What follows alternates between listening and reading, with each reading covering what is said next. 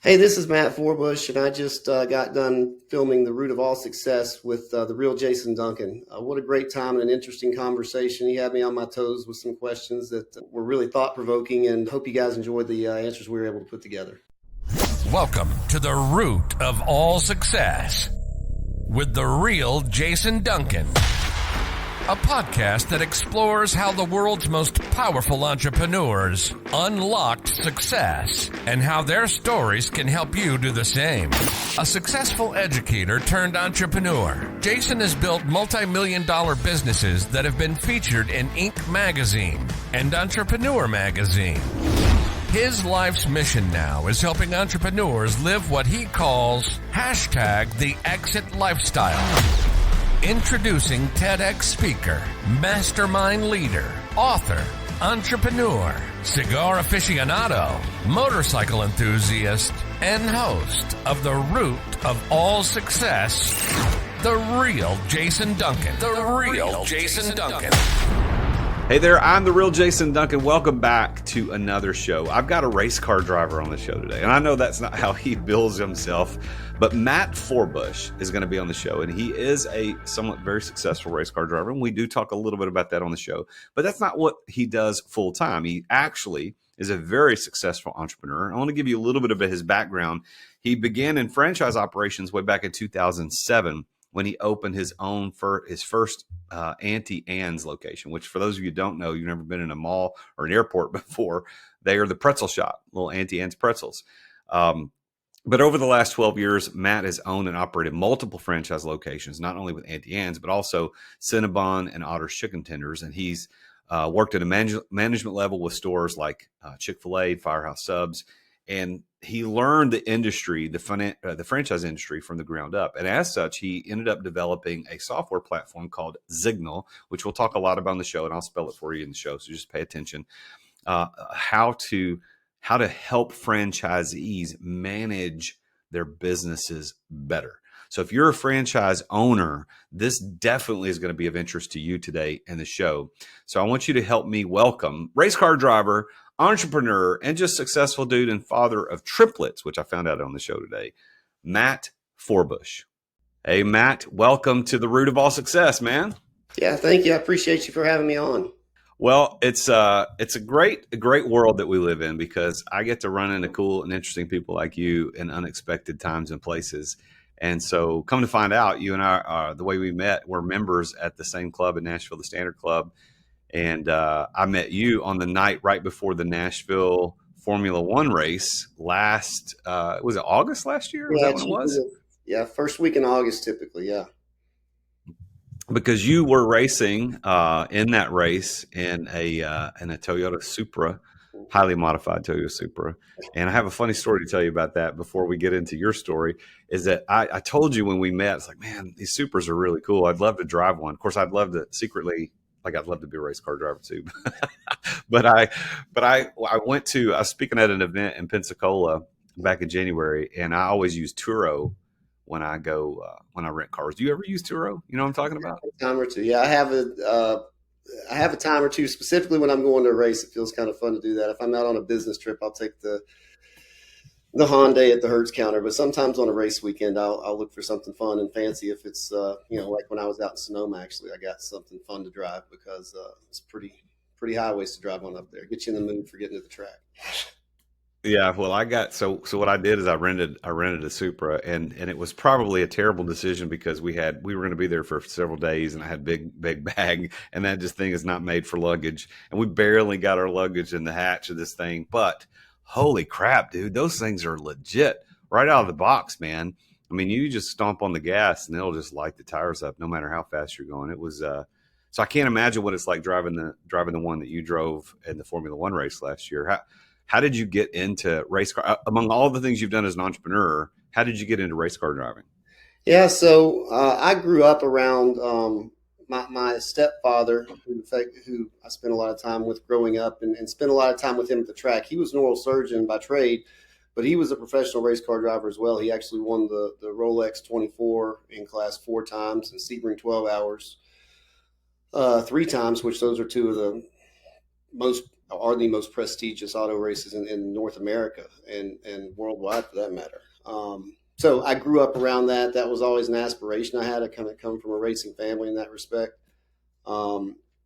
And obviously racing is not a cheap hobby. So when I got to a point in life that I was able to kind of pursue that, I did, and turned that into its own little to a business in its own right to help allow me to do it, because I wouldn't just write the check out of pocket that it takes to race. So I had to make a business out of that as well to allow me to justify doing it. So you got a race team now, and you race pretty frequently, is the way I understand it. Is that right? I do, yeah. I have a Forbush Performance is based in Memphis, and we've had multiple different liveries and stickers on the car. First year was Signal. Last year was CMR Roofing and Construction out of Dallas. We had 2 cars with them. And this year I actually, because I am so tied up with Signal, I partnered with Skip Barber Racing School, which I'm sure anybody in the racing industry is familiar with, and have effectively partnered with their team to where they're actually handling the operations for the cars this year and entering the cars under their team banner, which ultimately allows me to focus more on Signal. Running and owning and operating the team quickly became a little bit more of a full-time job and less of a hobby.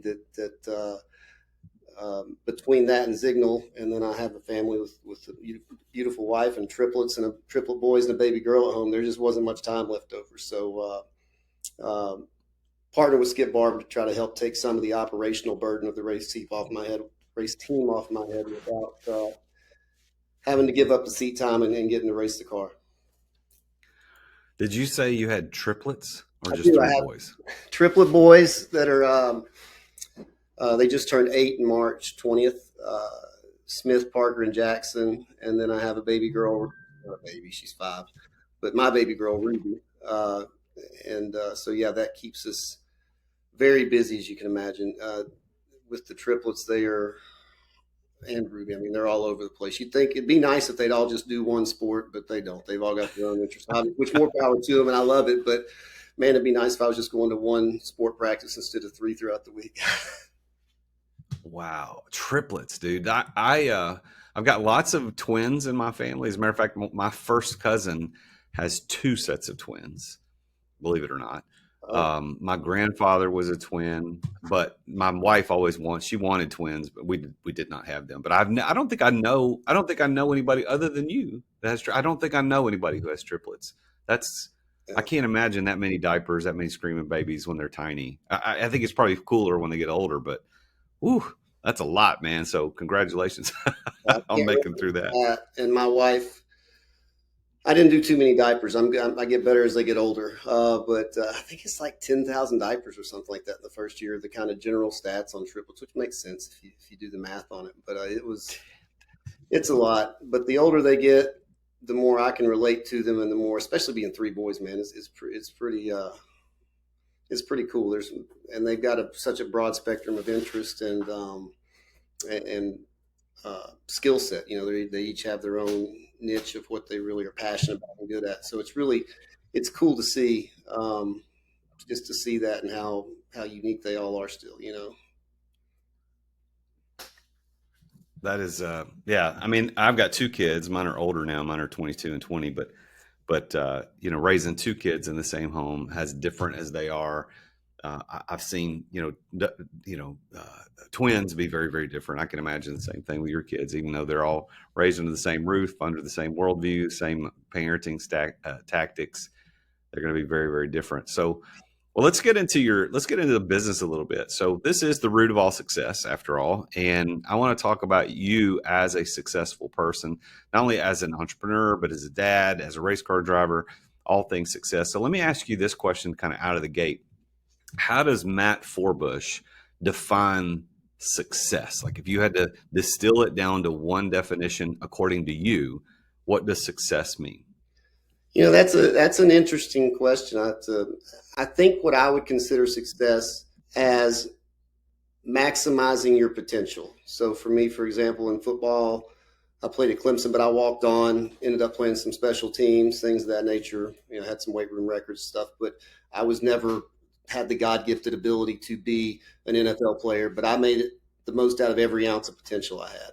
I look at the same with what I've done with my racing career and abilities, and still continue to push and see where that ends up. And same thing with Signal. I mean, I don't have I didn't get a $100 million capital raise like a lot of our competitors do, but we have a superior product in my eyes and in the eyes of my clients, who a lot of times leave the bigger industry. So I would categorize that as making the most of your potential. And not everybody's potential is the same, so it's not always apples to apples, right? As long as you do make the most of what you have to work with and maximize that, I don't know what else you can ask for in life. So I think that's a great definition. According to your definition, maximizing your potential, do you consider yourself to be a successful person? Yeah, I think so. I absolutely do. I like to say I know a little bit about everything, a lot about nothing. That's because I work with what the God-given abilities and resources that I have. I think that I do a very good job of maximizing what I've got to work with. And people in general seem to notice that and appreciate that, and are more drawn, I feel like, to somebody who has a broader spectrum of knowing a business from the inside out. Because in order to maximize your potential, you have to do the dirty work all the way up to the fun stuff and the big meetings and great stuff like this interview, right? I mean, 20 minutes ago, I was out there with my team and we were putting together mounts that we're shipping out to clients. I mean, I do the onboarding myself with most of our clients. So I think the passion and the understanding of the business and really enjoying it and appreciating it is what your clients, in Signal's perspective, they see that and they feel that, and it's just an energy that's there that they see that, and a lot of people that's what they look for, as opposed to some of the more tangible assets of what you might be offering. So you built some significant success in the franchise world, and I talked about this in the intro. You started out with Annie Ann's, you were with Cinnabon, Otters Chicken Tenders, Chick-fil-A, Firehouse Subs, and then ultimately that led you to build Signal. That's Zignyl for those that are listening. Zignyl, which is a software made by franchisees for franchisees, and so. And then your success in that, financially and otherwise, has allowed you to go do some racing. So this is a pretty. I know when you and I first met, and I said, "Hey man, I'd love to have you on the show." You're like, "I don't know." I think most people like you are like you don't realize how successful you are until somebody on the outside tells you. I love that you think you're successful based on your definition, because otherwise, like, why would you give that definition? but I want to tell you, like, from the outside looking in, this is pretty cool. I mean, you went through the franchise stuff, selling pretzels and cinnamon rolls, right? Mm-hmm. And chicken tenders and Subways, or subs, not Subway, that was a competition, but sub sandwiches, to building this own thing. So how do you think you were able to do all that? What were the keys that allowed you to move so swiftly through these things to become so successful as you are today? Well, I grew up, to kind of go back to my childhood to a degree and kind of tell the story, kind of begin with the end in mind. I grew up in a family actually of medical professionals. My father's a physician, my stepfather's a physician as well. And they actually always told me, they said, "Matt, you need to do something to make money when you're not there, right? To produce when you're not there." They may, as a physician, they had to be in the office to be producing, so I always heard that. I got in by virtue of my brother, who owns some Annie Ann's and UPS stores, things of that nature. I found franchising to be the safest way to start being an entrepreneur, right? And to get into that, because you're taking a reputable business model and just executing it. And not even all franchises obviously are guaranteed. I've had plenty of failures, even in the franchising industry along the way. But knowing that that's the route I wanted to go, I was playing football at Clemson, which was a great time, but I was going in summer camp and on my off days and working at Firehouse Subs in Anderson, South Carolina with 16-year-old kids and stuff, after hours, to learn the industry from the ground up, because I wouldn't ask somebody to invest in me just because because I went to business school, right? So to learn the industry from the ground up. And then from there, I took it a step further. And my first job out of college was an hourly position at Chick-fil-A, not even a shift leader, an hourly position initially, working the drive-through and learning how to do that.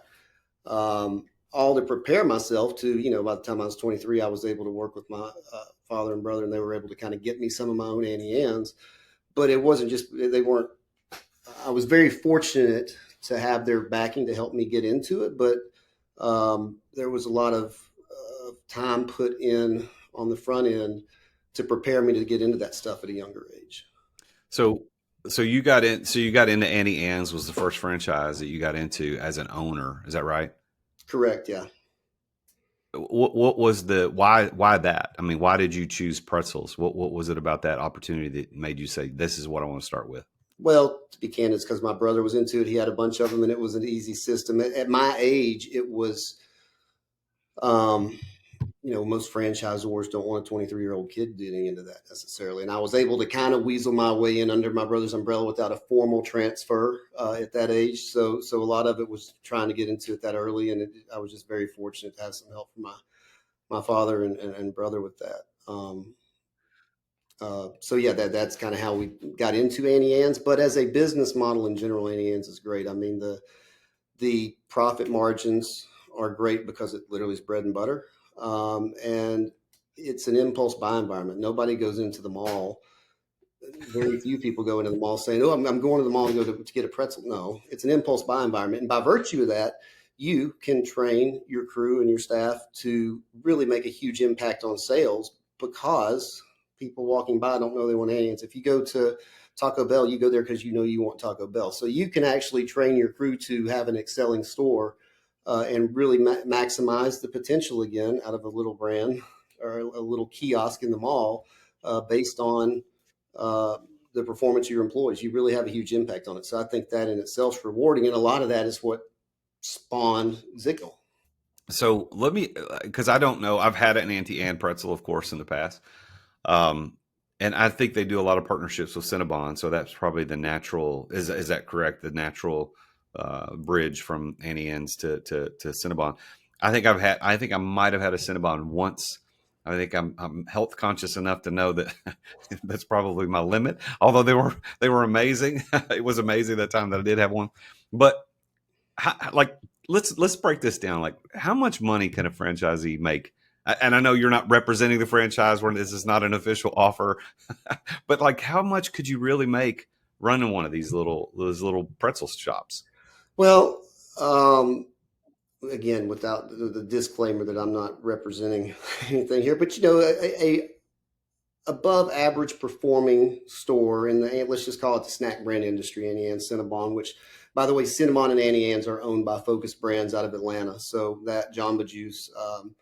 But for that business model, an average to above average location with a reasonable rent package, which don't get me started on malls and rent packages, but with a reasonable rent package, I mean, $250,000, and that's a little bit above average probably. I think you see people that pull upwards of $500,000 per location out in some of the higher performing stores, which, keep in mind, this is all based on foot traffic and stuff. And malls, my opinion on malls, bad malls by this point are gone, and good malls are there, and I believe they keep to get better. Everybody had this big internet fad. I think that the bad malls were going away. Now they are gone, I think, and good malls are continuing to get better. So I'm not as timid and bullish on the retail market as the enclosed retail environment as a lot of people are.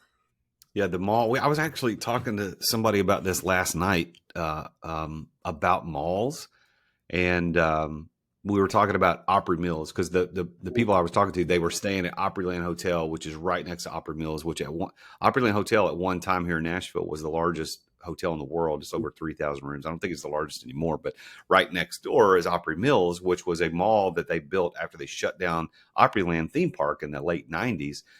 And Opry Mills, in spite of all of the malls dying, continues to grow and seems like it's thriving. But the Rivergate Mall, which for those that are my Nashville listeners will know what I'm talking about, which was the mall I hung out as a kid and did all my cruising. all that stuff when I was, it's a ghost town. So it is weird how, I think you're hit the head right on the nail, hit the nail right on the head, Matt, is that the good malls are going to continue to grow. The bad ones they're gone. But that's where Annie Ann's and Cinnabon, they thrive, is in those high foot traffic malls. So am I hearing you right that net, like the owner operator can net $250,000? Is that what that means? I think for a Yeah, reasonable that's mall, a Green Hills, uh, a Galleria type mall, I think that's a reasonable number yeah. for a good mall. I mean, I don't know what Rivergate specifically does, but for some of these lower malls, I don't think so. But I think for an average mall, I think that's the case. I think one of the biggest issues we run into as we try to grow, and I am now a partner in a company that has about 45 locations, and as I see our growth trajectory across the Southeast. Let's take a quick break to thank our amazing sponsors for making this podcast possible. Hey, I want to talk with you about one of my favorite tools as a salesperson and as an entrepreneur, and that tool is Dub. I want you to imagine for a minute getting an email from somebody, and instead of just being the plain old crappy text in an email, rather than just having a bunch of HTML where it's pictures and stuff, what if it was a video?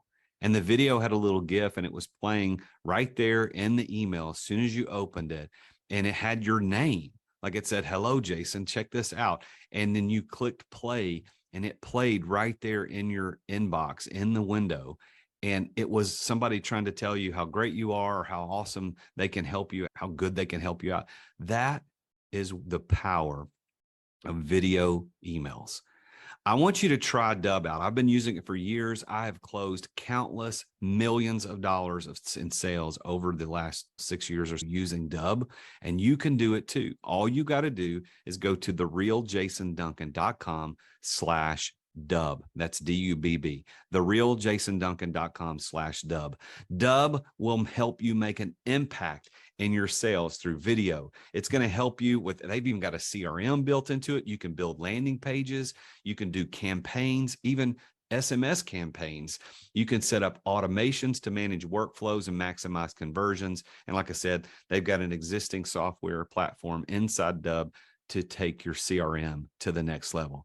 Try this out. Get a free special just by being a listener to the podcast. Go to therealjasonduncan.com/Dub. Get 2 weeks to try it for free and 50% off your first 2 months. That's therealjasonduncan.com/Dub. 40 years ago, you weren't in business unless you had your business in the yellow pages. You remember those things? And 30 years ago, you weren't in business unless you had a door-to-door salesman. 20 years ago, you weren't in business unless you had a website. And today, you're not in business unless you're doing social media content. Am I right? Social media content. Social media content in the form of like micro content, which is 30 to 60 second spots on Instagram Reels or TikTok or YouTube Shorts. That's the way business is done. As a matter of fact, that may be how you found out about this podcast or me as a business coach. This medium that we're using today to communicate what we do is vitally important. And just recording yourself isn't enough. You got to do it right. And my friends over at Story do it right. And one of the problems with doing it wrong is that you sit around thinking, well, what the heck am I going to record? What am I going to say? How am I going to say it? Like, I don't know what to talk about. Well, Story takes all of that away from you. Stop wasting time trying to come up with content, because Story will send you a video prompt on what to record. You can pick the categories you want to record in, whether it's real estate, entrepreneurship, finance, relationship, leadership, life insurance. It could be anything. Don't waste time on that. And by the way, if you're not confident in talking on video, or if the video editing portion takes up way too much of your time, Story will edit the videos to perform well on social media. They add the subtitles, the pop-ups, the zoom cuts. They remove all the filler words like and and. They remove the awkward pauses. And then they take that video and post it for you. They write the captions, they add the relevant hashtags, and they post it on the platforms that you care about the most. It's exactly what you need to be in business today and to be successful at it. So if you want to learn how to do social media the way the influencers do, you need to go to therealjasonduncan.com/story. And that's story with 2 Y's. Why? Because they're awesome. Go to therealjasonduncan.com/story. That's STORYY for 10% off your first 3 months to try Story out. You're going to thank me later. Thanks for listening to our sponsors. Now, back to the show. For that specific niche, the enclosed mall and the snack brand environment, there's no mecca of new enclosed malls out there. So the only way you can really grow is through acquisition. And at this point, you're paying premium money for the acquisition of a brand in a what they call an A or B rated mall, which are the Green Hills for our Nashville listeners, and Opry Mills, things of that nature. There's not too many opportunities for new locations there. You have to grow with acquisition. So that is kind of outside of your control as far as how quickly that is in some respects. Well, I would have never guessed it would have been that high in terms of net. So that's impressive. Now, you also were involved in Otters chicken tenders. I'm going to be completely honest, never heard of that before. That's not here in the Nashville market that I'm aware of. So is that like competition against like Zaxby's, Raising Cane's, maybe to an extent Chick-fil-A? Is that kind of the same genre of restaurant? Well, I'm surprised you haven't heard of me in the Nashville market, but alluding to what I was speaking to earlier, that one's one that didn't go well. So that was a brand that I, at the time, thought that was kind of an up-and-coming brand along the Raising Cane's, Zaxby's line. Yes, you're right. And it was, I think we were their third location. We were in Murfreesboro, right off Medical Center Parkway there in the greater Nashville area. And I don't know. I think that they used to have one on DeMumbry, and I think that the brand as a whole folded to the best of my knowledge. But that was definitely a learning experience. That was the inverse of kind of franchising being a safe bet.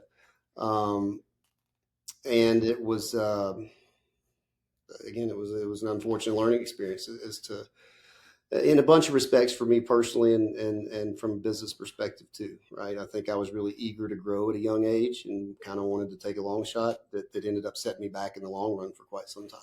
Wow. Well, I'm sorry to hear that, but you have, there was some silver linings to what I learned out of that, as I'm sure you hear a lot. Well, yeah. I mean, Napoleon Hill says in Think and Grow Rich that with every adversity, there is an equal or a greater benefit, the seed of an equal or greater benefit. So, and I love that he uses the word seed, because in that crappy time when a store's shutting down, you're losing money. I mean, I've gone through it too. I think every entrepreneur's gone through at least one big whoops, this didn't work. We lost money on it. But we all see in that a seed of an equivalent benefit, meaning it's just a seed. It's going to grow into something great later, where you've now succeeded by with Zignal, which I want to talk about now, is, you know, you've used all of those experiences to develop now a very, very good and successful brand around helping franchise. So let's talk a little bit about Zignal, when it started. Well, first of all, what the hell does it do? What is Zignal? Because if we don't own franchises, we don't know what that means. What is it? Yeah. So the Zignal, and I think you spelled it out earlier, is it at one point was called Signal Management throughout the process. And so Zignal, Zignyl, is the same phonetics as Signal, but I could get the URL and the trademark on it. So I like to tell people, and it sounds cool and catchy. The idea being, if you own 20, 30 locations, or 2 or 3 for that matter, it gives you a signal, like a traffic light, a red light, to say this is where you need to pay attention. You can't go through and check 100 tasks at 30 locations every day to make sure they're literally checked off, or compliant, or look at your schedule versus your actual label. All the little things you need to look into, you can't go and filter through that on a daily basis, because then you'd have no time to grow the business. What you need is something that gives you a signal as to where you need to pay attention throughout the day. So that's where Zignal and Signal came from. To answer what it does is knowing the franchise industry as intimately as I have growing up, there's a huge fear of group employment in the industry, which is the whole premise behind franchising. And I think when I got into this, it was during the Obama administration, and it got to the point where the franchisor would not give you as much as a now hiring sign, because of the fear of the group employment suits that could come against the franchisor, which would blow the whole franchising model up for the most part. So in a nutshell, what Zignal does is it provides the franchisee with the services a franchisor can't for fear of group employment. I mean, that's all. There's a bunch of back office stuff that largely handles with the with the management of the employees directly, payroll, incentives, employee performance, things of that nature, because that's the arm's length that the franchisor wants to keep away. Say, we've got to deal with you, Matt.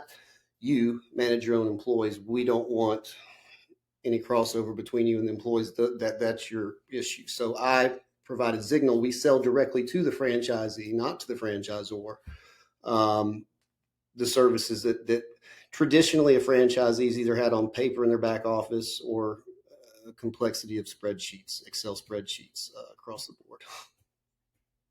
Okay. So you're helping manage that franchisee's whole systems, from employee engagement. I would imagine too that compensation, point of sale stuff, all that. Is that right? All of that stuff together? Yeah. And again, at a 90,000 foot view, what coming from an impulse buy industry as I did, and seeing the impact, trained and energetic and engaged staff can do for sales. Holistically, what Signal's intended to do is help change human behavior for the best, right? And that's quite simply through two methods. One is through transparency, so that the signals of, okay, this isn't going right, and giving owners quick transparency as to where their attention needs to be directed. And two, and probably more importantly and more uniquely, is by rewarding the employees, and kind of if the store wins, everybody wins. And that's 100%, at least in my opinion, based on sales performance. So really give the employees a feeling of ownership, and reward them when they perform above average. So let me ask you this. As an entrepreneur myself, and most of our listeners are entrepreneurs, I am always on the lookout for a business to invest in. I'm always on the look, like, what could I buy? What could I to add to my portfolio of companies to produce cash flow, et cetera. I'm not asking you officially. This is just two guys talking on a podcast here. But like, what do you see in the franchise space that is a great opportunity right now for somebody like me or one of our listeners say, you know what, this is a good franchise opportunity. Invest in this. Low time, maybe even low investment, although that's not necessarily what I'm looking, but low time involvement for maximum return of cash flow. What do you have your finger on the pulse of that to give us some ideas, inside tip? As I don't specifically as far as an up and coming brand name, but I think I can give you in the scenario you gave me a much better advice. And I think it's kind of somewhat irrelevant of the brand to a degree. If you're looking for passive income off a franchise, make sure you find a good operating partner that has equity as well. Because unless you can live, eat, sleep, and breathe, and I see this all the time, people who have maybe a pilot over here or have a job with reasonable income, and they say, well, I'm going to get an Annie Ann's, and we're just going to kind of run it on the side, and you're not pulling 250 out of it. I can promise you that, because it's a full-time job. Now, that being said, you can leverage your either borrowing power or cash, whatever it may be, and find the right operating partner who's somebody who may not have had the opportunity that you do to bring the cash to the table. That's where it works out so well. I mean, everybody knows Chick-fil-A is a perfect example of this. I don't know if you know, or how many of our listeners know how Chick-fil-A works, but they give the person who owns and operates a Chick-fil-A doesn't formally own it. Chick-fil-A owns the building, they lease it back to them. But effectively, it's somebody who couldn't probably have had that opportunity elsewise, and they don't let them have more than a store or two, and they require it to be their primary source of employment. So skin in the game for somebody who's living there day in, day out. That's what it's taking. You take about any brand out there and you put the right owner operator in there who lives, eats, sleeps, and breathes it, you'll have a successful one. I don't advise anybody to just get one and think it's just because it's got a good brand name, it's going to take care of itself. Yeah. Well, and that's the thing. I mean, you've been able to be an investor in these now that you've kind of built up your portfolio. You got several of these locations, multiple locations. But what I think is cool about what you've done, Matt, is that you get to go racing, even though it's not full time. Like, you've developed a lifestyle, which I like to call the exit lifestyle, that allows you to do what you want, right? You can go and spend the first week of August racing a car really, really fast around a racetrack in Nashville. And that's a dream of mine. I would love to do that. I would love to be able to have that opportunity. So you've built a life that allows you to do that and all the other stuff with 4 kids and everything else you got going on. So congratulations. I think that's what we're all aiming for. Is how do we build a business that provides us the opportunity to live the lifestyle that we truly desire? So congrats. I think you're killing it, man. From the outside looking in, this is great. Well, I appreciate it. What do you think about it? I like to say I'm always working, but I'm never working. And so that's kind of the trade-off between kind of the entrepreneurship track, if you will.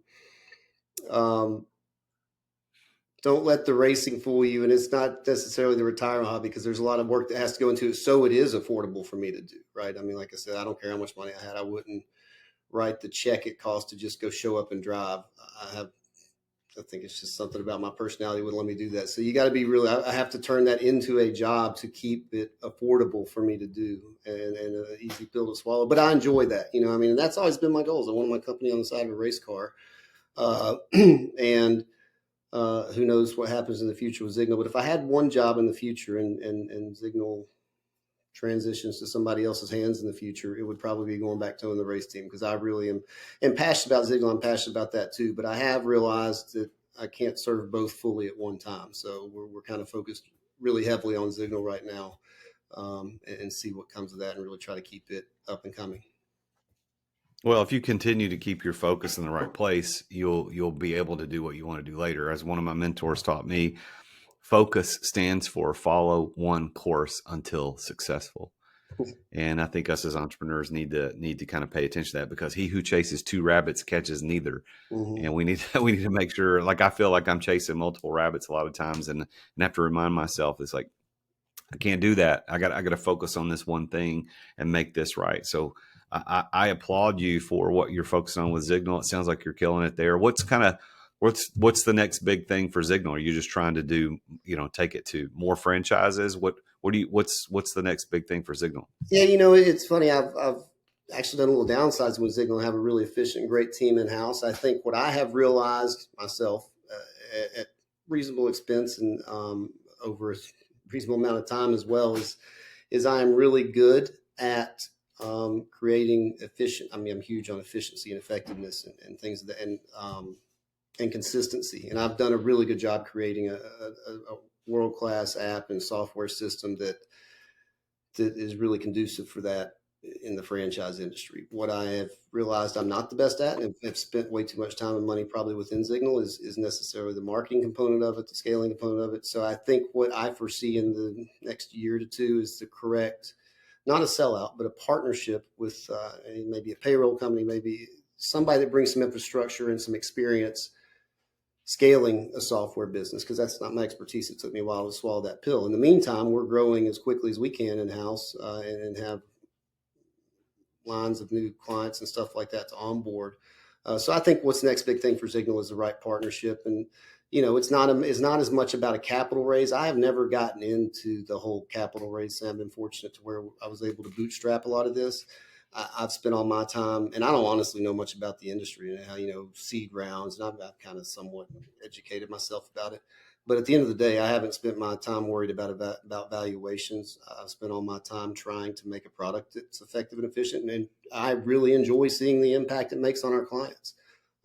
So I see it's the next big thing for Signal is finding the right partnership to help take it to the next level, and kind of swallowing a little bit of a pill and understanding that may not be my niche, but you got to have the right product to take it to the next level, right? So where is Matt Forbush going to be racing next? I just got back from Sonoma a couple weeks ago. We go to New Orleans next week. We're on a pro series that has 7 races. Next race is at New Orleans next week, and then 2 or 3 weeks after in May, we're at COTA down Circuit of Americas in Austin, where they run the USGP, the Formula One. Nice, man. Well, congrats, dude. I want to ask you as we finish up today to give some advice. So I want you to give some advice to the listener. I want you to look out there and think about all these entrepreneurs that are listening to this show, listen to you, who've gone through all the franchising that you've done. Now you've got a successful software company with Signal, and it allows you the opportunity to go do racing, which is like a dream of mine. Like I would love to do that. So what is your piece of advice to all these people thinking, I want to be able to do that? Well, I want to be able to, you've already given us your key to success and a definition, which is maximizing potential. But what's a tactical, practical piece of advice that you give everybody who's listening? I think what I find every day is, Rome wasn't built overnight. And you always hear these really sexy stories of somebody went from $0 to $1 billion overnight, right? And I don't know who those people are, and would love to meet some of them, but I think it's really about, just grinding it out. It's taken me 4 or 5 years to really get Signal to a point where people like you and which I'm very fortunate to go speak on a panel in Chicago here in a couple of weeks, and the clients we're starting to gain. It's been a real grind, and there's nothing fun or sexy about it. So you got to be passionate about it, and you've just got to grind it out. I think there's very few overnight successes, and if you're getting into entrepreneurship, to have an overnight success, go get a lottery ticket, because you're probably just as likely. But if you can have something that you're passionate about, set yourself up to grind it out for years, and to give it all you got, and then still understand that it may not work, then you got a reasonable shot at it. Well, Matt, congratulations on all your success. I appreciate you being on the show today. And I want to tell everybody to go check him out. The website for Signal is Zignyl. That's Zignyl. So Signal.com. And you can follow him on social media at Signal on IG and Twitter. That's at Signal. Again, that's Zignyl. So go check him out. Matt, I will see you soon. I hope that we'll run into each other at the Standard before too long. But congrats on your success, and thanks for being on the show today. Yeah, thanks. It's been a pleasure. I really appreciate you having me. Well, there you have it. Another successful entrepreneur sharing his story of going through franchising into software, which allowed him to do race car driving. And I know I said it so many times on the show ad nauseum, actually, but I've always wanted to be a race car driver. I love driving fast, and not just because I want to speed. I just enjoy the thrill of whatever a race car driver might experience. And I know I've been going through Think and Grow Rich workbook with a friend of mine recently, and also now I'm going through it with my son. And one of the things that you're supposed to do is like list some dreams that you've never told anybody. And that's actually one I wrote down, because now I'm telling everybody because you're listening to the show, but I secretly would love to be a race car driver. I've told my wife, hey, for a birthday or something, a gift at some point, get me on a track somewhere, get me on a racetrack, put me in a Porsche, put me in I love Mini Coopers, like put me in a Mini Cooper, like get me on a track somewhere. I would love to do it. Not just go around in circles, but like a road track. I would love to do that. So if you are a listener and have access to any of that, listen, I'll get you on the show. Well, let's work something out. I would love to go do that. But the point of all that is, for Matt, is that he built a business that allowed him to do that. And isn't that the point? Building the business that allows us to do what we want. I firmly believe that the purpose of business ownership is not just to own a business and to have a better job.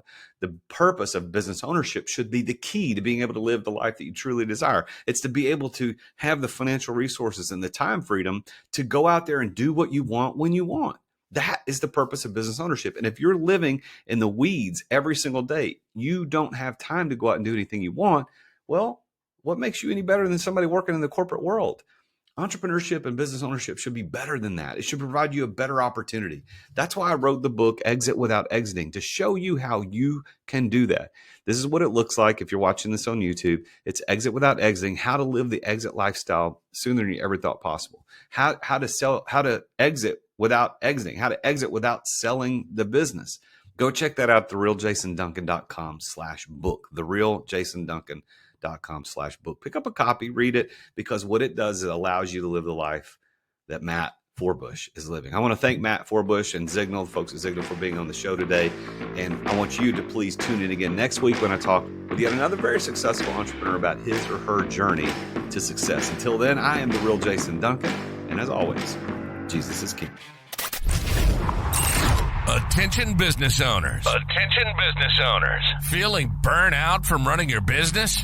Uncertain if you're nearing burnout? Take our free 10-question business burnout test at businessburnouttest.com to discover where you stand. With just 10 quick questions, you'll learn how to immediately begin making changes to regain freedom and success. Cut your daily operations time in half. improve your quality of life, and prepare your business for your future exit without losing revenue or profit. Visit businessburnouttest.com now and take the test. Thank you for listening to another edition of The Root of All Success with the real Jason Duncan. If you've enjoyed this week's episode, visit therootofallsuccess.com to access the show notes and other helpful resources. Follow Jason on social media at The Real Jason Duncan. See you again next time here on The Root of All Success.